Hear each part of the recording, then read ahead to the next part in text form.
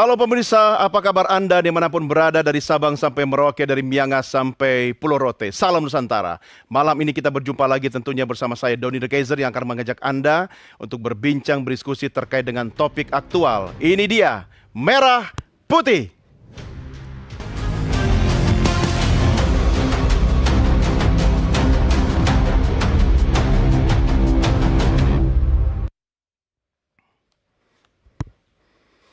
Indonesia ikut ambil bagian dalam KTT perdamaian yang berlangsung di Mesir.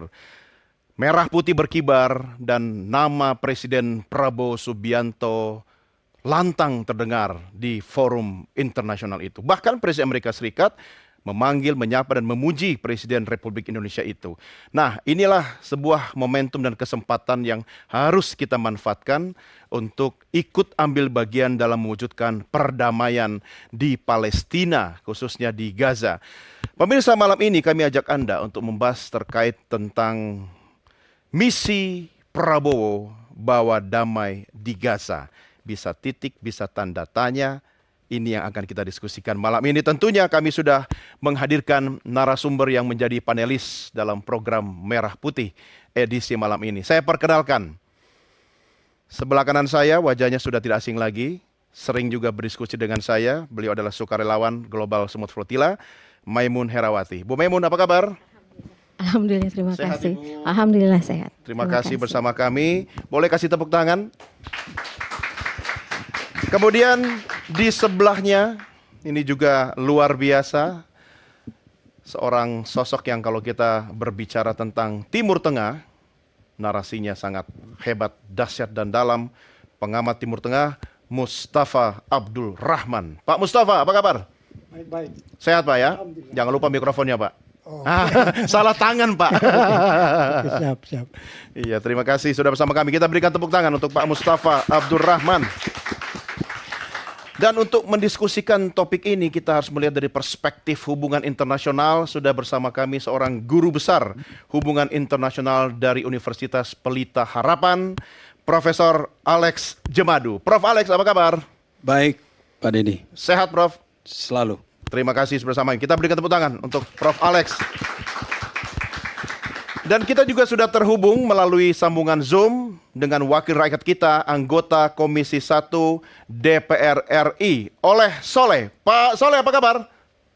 Baik, selamat malam semuanya. Selamat malam Pak Soleh. Terima kasih sudah bersama kami malam ini. Ya, Saya sih berharap sama-sama. kapan-kapan Bapak bisa hadir di studio nih buat bareng ngobrol Pak ya.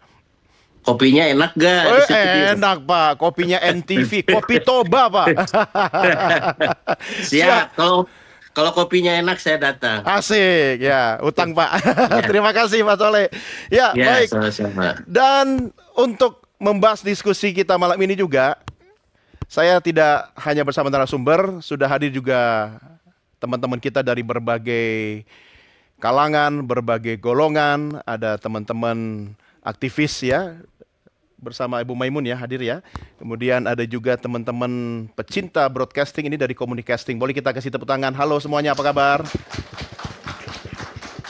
Ya, memang beda kalau orang senyum itu tapi tahu disorot kamera ya.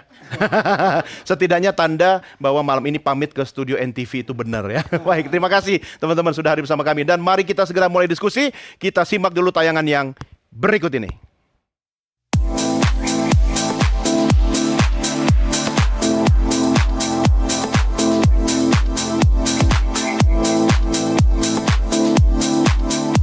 Presiden Prabowo Subianto menghadiri KTT Perdamaian Sharm el-Sheikh di Mesir pada Senin 13 Oktober 2025.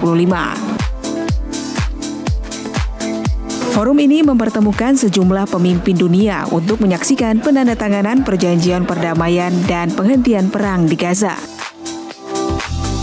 Kedatangan Prabowo Subianto disambut hangat dan akrab oleh Presiden Amerika Serikat Donald Trump.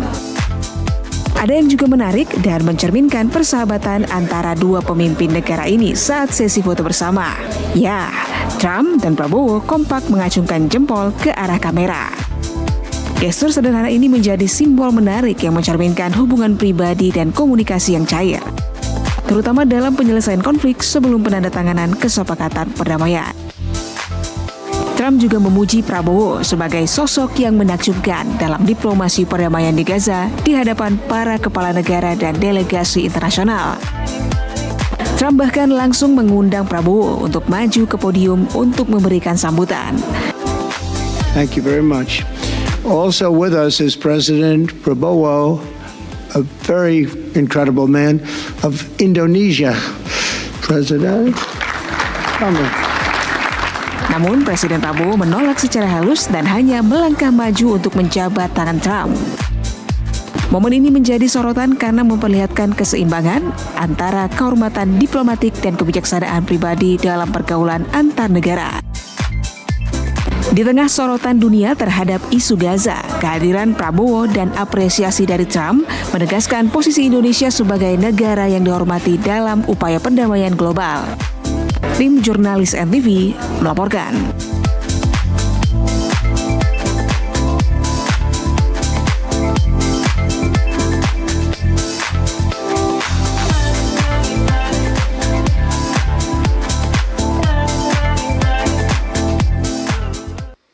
Jangan lupa saksikan kami juga di live streaming melalui YouTube channel kami di Official Nusantara TV. Silahkan like, share, subscribe, dan Anda bisa menuliskan komentar atau pertanyaan terkait dengan topik diskusi kita malam ini. Mari kita mulai berdiskusi. Saya ke Pak Soleh dulu. Pak Soleh, dari perspektif politik, apa yang bisa Anda sampaikan kehadiran Presiden Prabowo di KTT ini dan apa untungnya bagi Indonesia?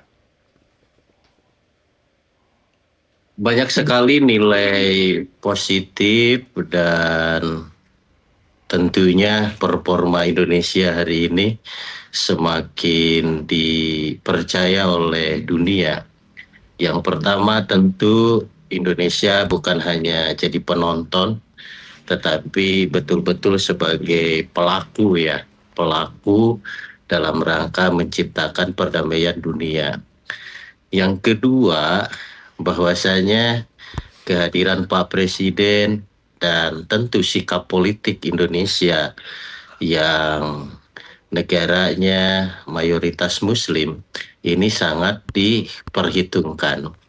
Yang ketiga, bahwa nilai diplomasi kita semakin hari semakin meningkat. Kemudian yang keempat, bahwasanya trust kepada Pak Prabowo dalam hal ini tentu Indonesia sudah tidak diragukan lagi. Nah, ini 4 hal ini saya rasa ini sangat tercermin satu dari narasi Pak Presiden Prabowo di berbagai kesempatan, baik di PBB, di rapat-rapat kecil dengan OKI, juga dengan negara-negara BRIC dan yang lain-lainnya, bahwasanya Pak Presiden senantiasa menyelipkan bahwa kunci daripada kemajuan ataupun kesejahteraan bersama kuncinya adalah keamanan dan perdamaian.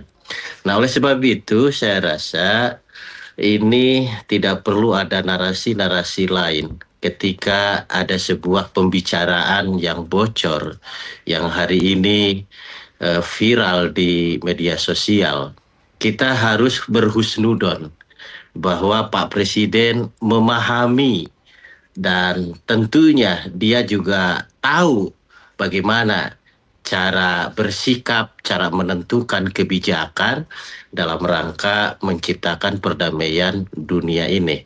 Dan saya yakin dan percaya bahwa kedekatan hari ini Donald Trump, kalau boleh saya memandang, Donald Trump mungkin sudah mulai rasa ketakutan. Karena memang hari ini Israel sendiri sudah mencatut nama beliau di billboard, sudah mencatut di media-media Israel bahwa akan ke Israel. Nah, ini ada sebuah ketakutan, tanda petik ketakutan. Karena memang Pak Presiden juga sangat lihai bermain politik luar negerinya. Dia dekat dengan Tiongkok, dengan Cina, dia dekat juga dengan Rusia, dia juga dekat dengan Timur Tengah, dan bahkan dia juga dekat dengan Korea yang semua bersahabat gitu kan. Semua bersahabat. Tidak ada satu belahan dunia yang tidak menerima Pak Presiden Prabowo. Sehingga ketika disebut nama Pak Prabowo, semua riuh dengan applause, tepuk tangan, dan stand up. Nah, ini menunjukkan bahwa kita harus bersyukur dan hilangkan perspektif negatif kepada Pak Presiden. Tetapi mari kita bangun optimisme. Walaupun pada dasarnya saya secara pribadi dan tentunya secara kelembagaan sampai saat ini bahwa kita belum yakin dan percaya 100% kepada komitmen Israel. Satu pihak bahwa betul jangan hanya Israel yang terus dipropagandakan merdeka sementara Palestina masih tetap dalam ketidakpastian. Nah, oleh sebab itu, menuju kepastian 100%, tahap demi tahap, sedikit demi sedikit, mari kita dukung langkah Prabowo untuk mewujudkan Palestina merdeka 100%. Oke, itu pendapat Pak Soleh. Tapi kalau dari perspektif Bu Maimun sendiri, Anda melihat lebih banyak untungnya atau ruginya bagi perjuangan Palestina ketika Presiden kita hadir di forum itu? Sebenarnya kalau kita mau bertanya kepada orang Gaza sendiri, apa pengaruh dari KTT yang kemarin terhadap mereka, bagi mereka penghentian bom datang untuk membunuh itu sesuatu yang bagus. Karena ada masa jeda untuk menarik nafas, tidak lagi diikuti oleh drone 24 jam. Adapun kemudian Indonesia dan keberpihakan bangsa Indonesia, pemerintah Indonesia kepada Palestina itu juga dicatat dan itu dimulai sejak lama. Bahkan kalau kita lihat Ibu Retno sebelum Pak Sugiono itu sudah bersaksi di pengadilan ICJ yang kemudian keluar keputusannya bulan Juli 2024. ICJ International Court of Justice mengatakan Israel bersalah melanggar melanggar hukum internasional dengan apa yang mereka lakukan di tepi barat dan Gaza. Jadi terlepas dari ada beberapa kalimat yang saya rasa kita perlu perhatikan dengan baik, secara umum apa yang dilakukan oleh pemerintah Indonesia, bangsa Indonesia sampai ke Gaza dan mereka merasa orang Indonesia sangat peduli dengan Palestina. Oke, Prof. Alex, catatan Anda.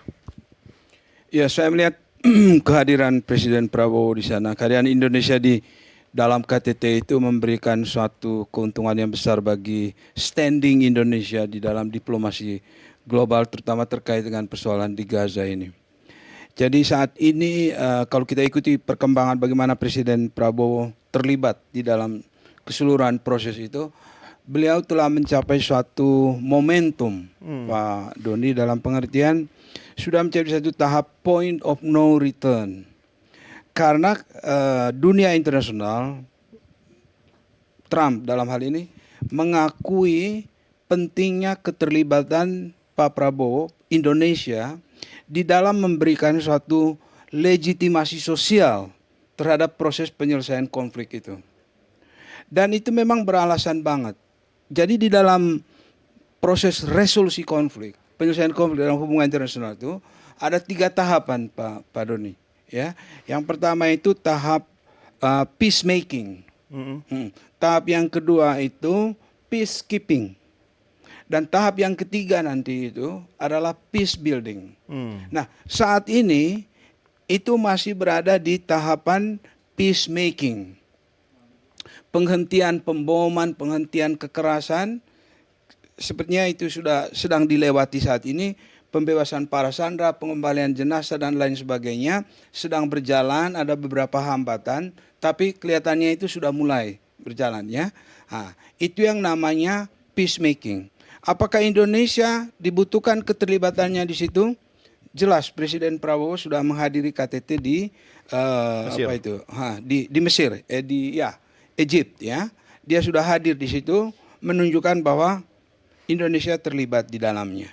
Nah, selanjutnya nanti, dan ini tahap yang saat ini sedang diharapkan oleh semua pihak supaya bisa berlangsung nanti, itu adalah peacekeeping. Nah, di dalam peacekeeping, kalau kita lihat di dalam 20 butir dari Presiden Trump itu, telah ditetapkan adanya nanti satu pasukan internasional untuk menstabilisasi. Nah, Kenapa itu dibutuhkan? Karena tahap itu diperlukan untuk nanti pemerintahan transisi itu, yang berasal dari berbagai kalangan, juga dipimpin oleh Presiden Trump, akan mempersiapkan menuju kepada Palestina merdeka. Nah, itu yang kita harapkan. Karena titik itu yang menjadi tujuan kita supaya two-state solution itu terwujud. Tetapi untuk sampai ke sana itu kita harus realistis saja, sangat tidak mudah, ya, sangat dibutuhkan. Tidak mudah bukan tidak bisa kan? Bukan berarti tidak bisa, ya, bukan berarti impossible. Sudah dibukakan jalan. Nah, kita mengharapkan, ya, di dalam penyelesaian konflik ini ada pembagian tugas dari keempat pemimpin yang menandatangani itu. Oke?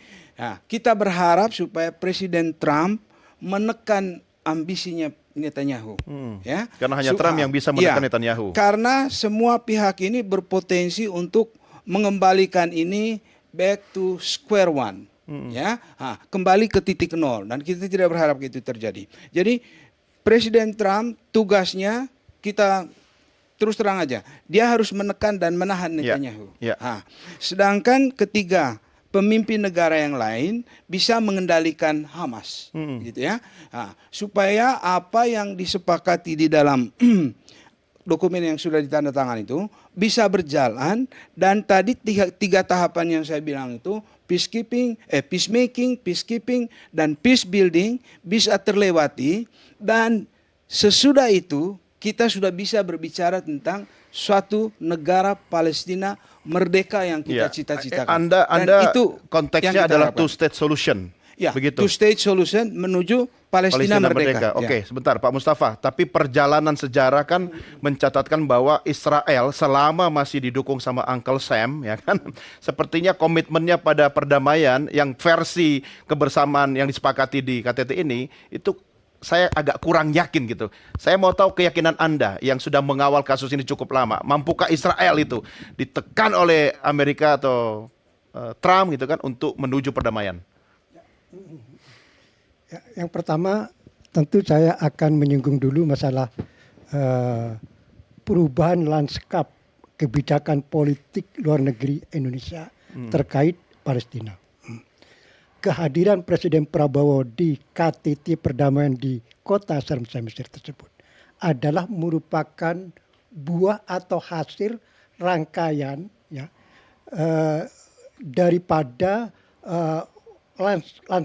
perubahan lanskap kebijakan politik luar negeri pada masa Prabowo itu, dan memang dikehendaki oleh RI 1.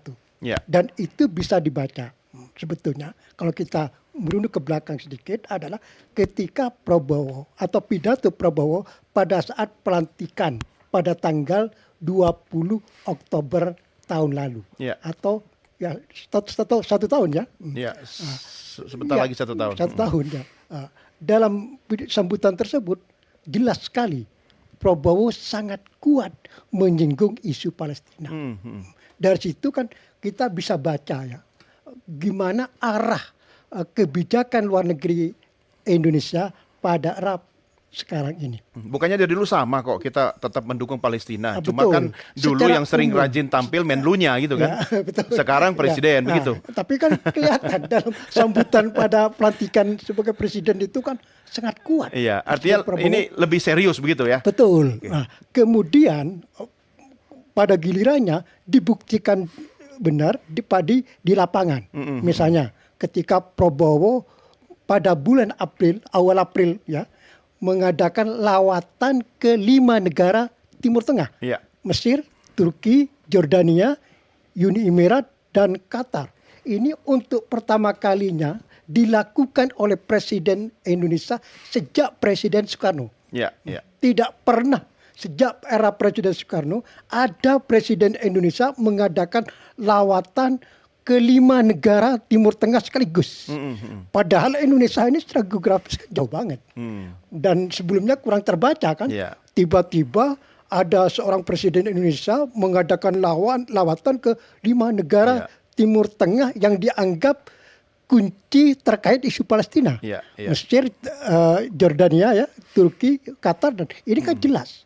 Apa maunya Prabowo? Nah, Jelas kemudian memang maunya Pak. Maunya ingin Prabowo. betul, maunya Prabowo ingin. Apakah maunya Prabowo merepresentasikan maunya orang Indonesia yang mendukung Palestina atau seperti apa? Ya, tentu namanya kebijakan luar negeri satu negara itu kan mencerminkan situasi di dalam negeri kan. Iya, iya. Nah, jadi apa yang dilakukan dan dimau Prabowo itu jelas mencerminkan aspirasi dalam negeri. Iya, iya. Gitu. Nah, kemudian setelah itu kan tidak lama disusul oleh seorang Prabowo lagi tiba-tiba mengadakan kunjungan khusus ke Qatar ketika Qatar baru mendapat serangan dari Israel. Ini seorang presiden RI langsung terbang ke Qatar untuk menyampaikan solidaritas. Tidak ada presiden yang lain itu. Ya. Bahkan yang secara geografis dekat hanya Indonesia. Tiba-tiba terbang langsung ke Qatar menyampaikan solidaritas kan. Ini kan luar biasa. Tidak perlu menunjuk Menlu ya, tapi presidennya sendiri Langsung ya. presiden. Nah itu kan ini mungkin Bapak secara yang pakar hukum dan sudah paham bagaimana bahasa diplomasi kalau sudah seorang Iya, iya. presiden.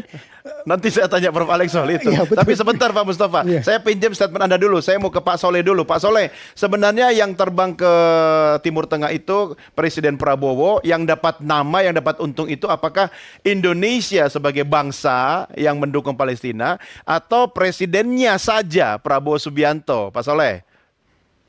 Pak Presiden itu kan simbol negara. Hmm. Nggak bisa dipisahkan. Pak Prabowo ini Satu paket ya. selama melekat jabatannya sebagai presiden itu mencerminkan seluruh bangsa tanah air, rakyat Indonesia. Jadi apapun yang dibicarakan, apapun yang dikomitmenkan, itu adalah membawa atas nama rakyat dan bangsa Indonesia. Ya. Dan jangan dipisahkan, dan nggak bisa dipisahkan. Beliau itu adalah simbol negara. Jadi kalau ditanyakan apakah untungnya personal ataupun negara, ya semua rakyat Indonesia. Seperti itu, Kak. Ya. Oke. Menarik sekali. Prof. Alex silakan. Disambung tadi statementnya Pak Soleh. Dengan Bapak DPR tadi bahwa itu merepresentasikan kita semua, dan secara normatif juga kita lihat di dalam pembukaan UUD 45 memang ada amanat Indonesia harus turut membangun perdamaian dunia itu kan. Dan apa yang dilakukan oleh Presiden Prabowo itu menunjukkan sekarang itu kita itu sudah lebih aktif. Nah, Bebas kan aktifnya bebas betul-betul aktif. ya, konkret ya. Jadi aktif sekali Presiden kita untuk mengantisipasi apa yang diharapkan oleh dunia untuk Indonesia itu menjalankan perannya. Dan memang Indonesia ini unik, Pak Doni ya, karena Indonesia ini bisa reach out ke segala arah. Dia bisa relatif dia tidak ada masalah dengan negara lain secara historis, teritorial nggak ada. Ya. Nah itulah potensi Indonesia. Masalah kita cuma satu, Iya. Prof. Koruptor. Iya. Jadi kalau bicara Palestina kita satu suara, ya kan? Ya, masalah dalam negeri ya. Kalau dalam masalah hubungan internasional itu kan Oke, ada negara solid yang kita. punya ada konflik historis, ada konflik teritorial. Nah, Indonesia yang memposisikan dirinya ini sebagai bridge builder, dan Pak Prabowo sangat memainkan peran itu, menunjukkan kepada dunia bahwa ini loh, Indonesia ini bisa digunakan untuk sesuatu yang menguntungkan dunia Iya. secara keseluruhan. Bonusnya legitimasi Presiden Prabowo makin Membangun. kuat dong. Ya. Di dalam negeri dan di dunia internasional. Begitu kan? Tidak tertutup seorang presiden, pasti semua panggung itu ada. Artinya ini manfaatnya lebih untuk kenceng dia. dibanding sebelumnya Iya kan? lebih banyak kirim Menlu begitu ya? Ya, kelihatannya sebelumnya kita seperti malu-malu, tapi saat ini betul-betul kita lihat bahwa Indonesia itu aktif. Oke, Nah, sudah nggak dan malu-malu juga kucing lagi ya? Nggak malu-malu kucing, dia betul-betul aktif dan menunjukkan bahwa Indonesia bisa mengandalkan atau kapitalisasi kredensial yang dia punya. Ya Oke. kan? Demokrasi yang relatif stabil, bisa reach out ke semua negara, kita bisa menjaga jarak, kita tidak ada masalah dengan Tiongkok, dengan Amerika, Amerika, Rusia, India, sekarang kita anggota BRICS, dan itulah yang harus yang saya bilang tadi, momentum yang tidak bisa kita kembali lagi, Ya. tapi harus diteruskan. Prof, Gitu. ini menarik Bu Maimun. Artinya ketika negara, presiden, kebijakan kita sudah semakin aktif ya. Kan kita bebas aktif ya, tapi bebas malu-malu kucing sebelumnya gitu kan. Istilah anak muda sekarang Prof, say cat. Malu-malu kucing. Artinya ini semakin masif ya dan bisa mendukung gerakan-gerakan masyarakat sipil ya, aktivitas yang Anda dan teman-teman lakukan itu harusnya bisa semakin terarah begitu. Terasa nggak manfaatnya pasca Presiden atau Indonesia aktif di forum internasional?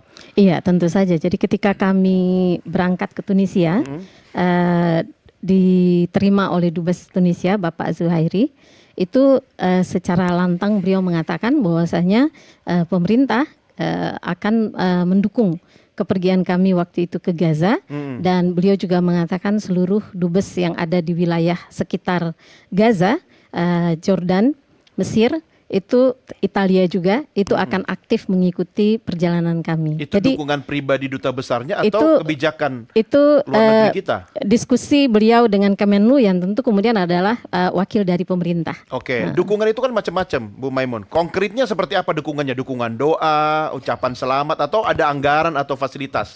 Kalau berbicara yang kami alami di Tunisia, tidak ada satupun waktu itu kontingen negara lain yang diantar oleh dubesnya sampai ke pelabuhan.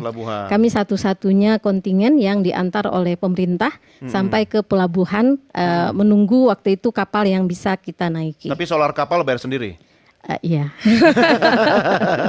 Ya itu sebuah langkah maju lah ya. Iya. Kalau misalnya diminta atau Anda meminta dukungan yang lebih konkret lagi dari negara, khususnya dari perwakilan negara kita di luar negeri, kira-kira bentuknya seperti apa?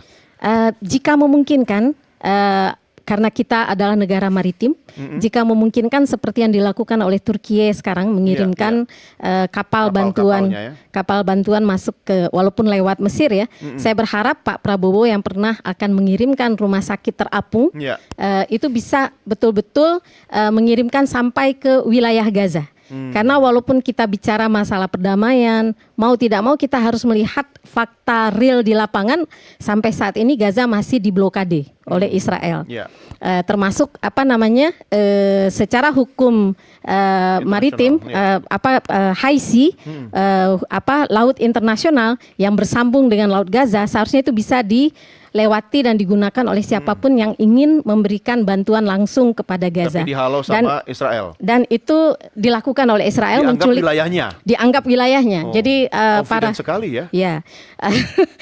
Bagaimana kemudian guru saya Ibu Dr. Fauzia dan teman-teman di Conscience, 92 orang aktivis di kapal yang datang setelah kapal Freedom Global Smooth diculik. Mereka juga diculik di perairan internasional dan kemudian dibawa ke Israel secara paksa begitu. Ya, kita tidak bicara dari aspek yang lain, kita bicara soal kemanusiaan dulu. Ya, artinya niat ke sana itu kan misinya kemanusiaan gitu kan, dan itu perairan internasional begitu ya. Tapi kan Israel nggak ada yang bisa ngelarang gitu kan. Lalu rencana action berikutnya akan seperti apa untuk mengurangi risiko? Untuk mengurangi risiko berarti yang dilakukan oleh teman-teman Italia, bahwasanya labor, bahasa Indonesianya serikat buruh, serikat buruh pelabuhan di Genoa itu mengatakan jika 20 menit saja kami kehilangan komunikasi dengan Global Smooth, mereka akan menghentikan semua kegiatan, mereka akan menolak melakukan pekerjaan, mereka akan hentikan Italia, dan artinya juga karena pelabuhan Genoa tersambung dengan pelabuhan-pelabuhan Eropa, itu artinya mematikan ekonomi Eropa pada saat itu. Dan itu dilakukan oleh teman-teman serikat buruh di Italia. Tanggal 22 Oktober mereka shutdown country, 100 demo di berbagai wilayah, dan itu besar sekali. Betul. Pada saat teman-teman saya dibom di pelabuhan Yunani, mereka juga kembali turun ke jalan.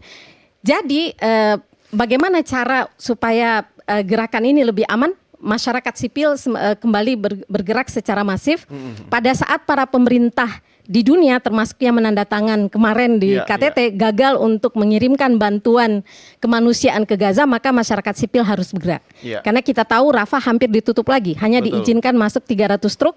Tidak sesuai dengan janji pertama, 600 truk, hanya gara-gara beberapa jenazah itu tidak berhasil didapatkan. Dan kalau kata Hamas, itu adalah karena IDF masih ada di 51% wilayah Gaza, sehingga tidak bisa kemudian dicari jenazah yang masih tersimpan di bawah reruntuhan. Oke, saya curiga ya Pak Mustafa, peta yang dipegang oleh IDF ya atau Israel itu beda dengan peta perairan internasional. Jadi zona ekonomi laut internasional itu diklaim milik dia. Sekarang pertanyaan saya, ketika Israel sekarang kemudian bisa dikendalikan oleh Trump, sebenarnya ada deal-deal apa sih yang kemudian disepakati antara Trump dengan Netanyahu sehingga dia bisa dipaksa untuk mengikuti kesepakatan ini? Ya, saya langsung ya. Ya. Tentu adalah perubahan yang luar biasa, baik dalam konteks internasional, Tekanan internasional sangat masif ya. Regional maupun Palestina dan Israel. Ya. Internasional misalnya, coba kita lihat berbondong-bondongnya negara Eropa mengakui negara Palestina. Ya. Yang terakhir pada akhir September lalu adalah Inggris, Kanada, Australia, Portugal, sebelumnya juga Perancis ya. Kemudian tahun sebelumnya ada Spanyol, ada Norwegia dan ada Irlandia kan gitu. Ini bukan satu yang biasa. Ini sebetulnya hal yang luar biasa di mana Israel itu adalah sudah kehilangan basis tradisional terkuat yang kedua setelah Amerika Serikat. Betul. Ini tidak bisa dibiarkan. Iya. Dan tentu pengakuan itu tidak muncul begitu saja, tapi itu berangkat dari aksi demo yang luar biasa sejak tahun lalu di berbagai kota besar negara Eropa dan Amerika, di London, Paris, Washington, Sydney, dan Toronto, dan seterusnya ya. Itu adalah merupakan perkembangan yang akumulasi, yang akhirnya melahirkan pengakuan secara kolektif dari negara Eropa dan kemudian diakhiri oleh gerakan flotila terdiri dari 45 kapal tersebut yang Ibu itu ikut terlibat di situ kan. Ini saya lihat dalam diskusi ini ada dua hal yang perlu saya sorotnya. Dengan perkembangan tadi itu tentu diiringi oleh peran Indonesia yang semakin kuat di Timur Tengah itu. Nah, saya sepakat dengan apa yang dikatakan Profesor kemudian dari anggota DPR tadi ya, bahwa dengan perkembangan ini maka Indonesia itu menjadi semakin menjadi kelas berat, negara kelas berat, semakin diperhitungkan oleh Israel kan gitu. Maka ada kaitan dengan apa yang disampaikan oleh anggota DPR tadi, tapi saya mungkin melihatnya dari perspektif yang berbeda. Yaitu? Tapi saya setuju. Masalah munculnya gambarnya Presiden Prabowo di baliho di Israel itu. Kemudian juga berita bahwa Prabowo akan mengunjungi Israel yang cukup viral tersebut. Saya melihatnya ini hoax tentu. Ini merupakan saya pikir hoax cuma di Indonesia, di sana juga banyak ya. Betul. Ini merupakan manuver dari Israel, media Israel khususnya ya. Karena memang Indonesia itu semakin diincar. Sejak berapa tahun yang lalu Indonesia itu memang diincar supaya Indonesia masuk menjadi grup Abraham Accord. Itu kan sudah luar biasa, termasuk Amerika sendiri yang melobi Indonesia, tapi Indonesia menolak. Perkembangan terakhir itu kelihatannya Israel ingin melakukan lobby lagi, baik secara terang-terangan maupun secara diam-diam, untuk mengajak Indonesia masuk Abraham Accord. Artinya Anda tadi katakan Israel sebenarnya sedang ketakutan, begitu ya? Ketakutan dan sekaligus ingin merangkul. Oke, tahan dulu.